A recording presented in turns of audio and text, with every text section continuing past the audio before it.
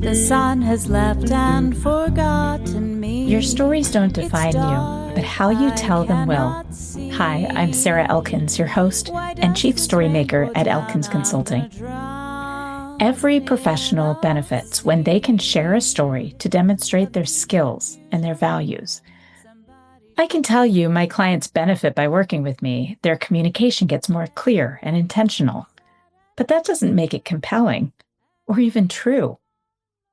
But when I share the story of a text message I received from a client whose team hired me for StrengthsFinder coaching, the text message said, "I just had an 8-minute conversation with my 15-year-old son," smiley face and heart emoji. If you've been around 15-year-olds, that text probably made you laugh out loud. An 8-minute conversation with his mother in full sentences? Amazing. During our coaching call, my client shared about a challenge she was having with one of her teammates. So I looked at both of their talents and walked her through where the conflict might be coming from. Together, we came up with language that might be more effective and motivating for her employee. I also explained where her talents might be getting in her own way, where they might be coming across as rigid or judgy. And that's when I noticed a shift in her expression. "I can see something I said made your wheels start turning, Julie. Tell me about that." She answered, "Oh, it's not work-related, just something I realized might be happening between me and my teenage son." When I asked her for more, she said, "I think my son has some of the same talents as the colleague I'm struggling with, and now I think maybe I know why my son and I seem to be speaking different languages." I received that text message from her a week later and couldn't stop smiling.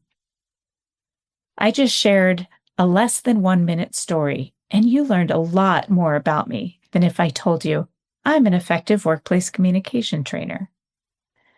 Every story we share has the potential to shape how we experience ourselves and how other people perceive us. Our stories are signals to our internal messages and to our audiences. And speaking of signals, this week's podcast is about why I added pronouns to my profile on LinkedIn. Shortly after I added she and her to my profile name and left a comment on a friend's post, someone I love responded with, "Lose the pronouns," in a snarky response to my comment. I was annoyed. Why would he care what my title says? It felt insulting and critical, like a condescending comment you'd expect from your older brother when you were kids. But now, I have nothing but appreciation for his snide remark. As I took my walk on the mountain near my home that day, I thought more about his comment. And I hadn't truly considered why I added the pronouns. I realized it was important for me to have clarity around that. After all, my friends and connections know how much the word intention fills my world.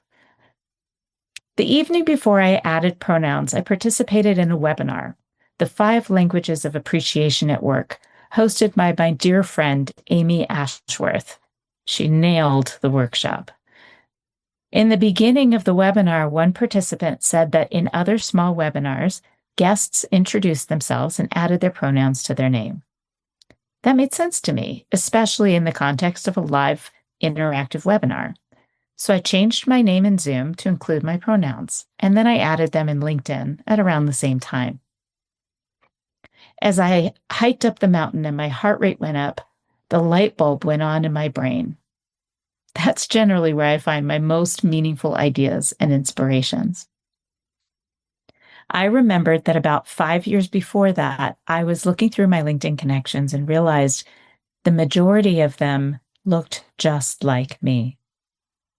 And then I took a hard look at my connections on Facebook and in real life, right here in my close community. And again, I was struck by the homogeny of what I was seeing. Startled and a little disappointed, I began my work of intentionally broadening my network across political, ethnic, religious, gender identity, sexual preference, and all other communities that have significantly different life experiences from mine. Through a combination of curiosity and intention, I started to build a community that was far more diverse, not for the sake of diversity, but for the sake of inclusion, personal growth, and love. In this time, my world has expanded. My feelings of connection have deepened. It's not always easy, especially given the polarization of communities. I've had to listen carefully, consider how my worldview and experiences have created my biases and filters. And I've experienced gentle and not so gentle corrections for stepping in it with people I care deeply about. Our biases and unintended aggressions run deep, and that's why they can be so hard for us to see, and why it hurts when someone points it out. I learned the hard way when I was criticized. My first instinct was defensiveness, which is normal. But to hear when something I did appeared to be racist was incredibly painful. I had to look in the mirror and be really intentional about my apology to this person, acknowledging something about my behavior that I really didn't want to see, and to make a significant effort to change. I learned that everything I do is a signal to those around me. What I wear, the expression on my face, what I share on social media, the stories I share. Being intentional about who I am isn't new. I've been thinking about how I want to show up in the world for years, starting around the time our boys were entering school, and I saw myself through their eyes. After I was teased for adding my pronouns, I got even more intent about making sure the signals I was using were in alignment with how I want to be known and experienced, how I want to experience myself. The words I want people to use to describe me, my legacy, and the words I never want to be used to describe me. That's why you won't see me sharing divisive political commentary on social media. My work, my passion, is about connecting with people, building community around shared values. I'm incredibly discouraged and frustrated with the polarization.